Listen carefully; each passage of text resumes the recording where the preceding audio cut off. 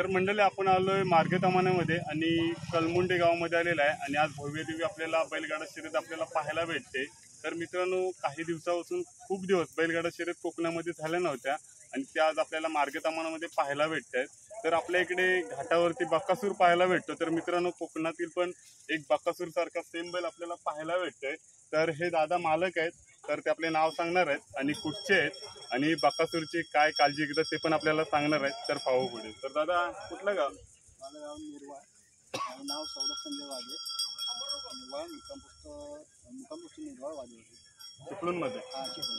आणि बकासूरला फेरा वगैरे काय टाकलात की नाही? हो, फेरे चालू असतात, 5-6 दिवस आड करून फेरे चालू आहे। मग कुठे काय पळवलेलं की नाही कुठल्या मैदानावर?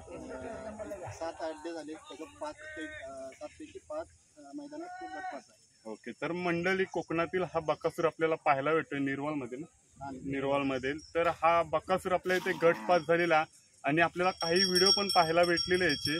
तर हाच बैलाचा आपण शोधत होतो की मुलाखत घेण्यासाठी। तर आपल्याला आज निर्वालमधला बकासूर पाहायला भेटतोय कोकणातील आणि गट पास होतो आणि मित्रांनो सेमीमध्ये पण तो पात्र आहे।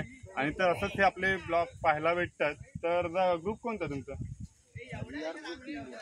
तर VR ग्रुप निर्वाल मधले आहेत आणि तर थँक्यू। आणि हे त्या साईडला पण बैल आहे, नाव काय याचं? तर या साईडला विराट आहे, इकडे बकासूर आहे आणि त्या साईडला तुमचेच आहे, पण त्या साईडला पण बैल आहेत, ते पण आपल्याला पाहायचे। तर पाहू पुढे।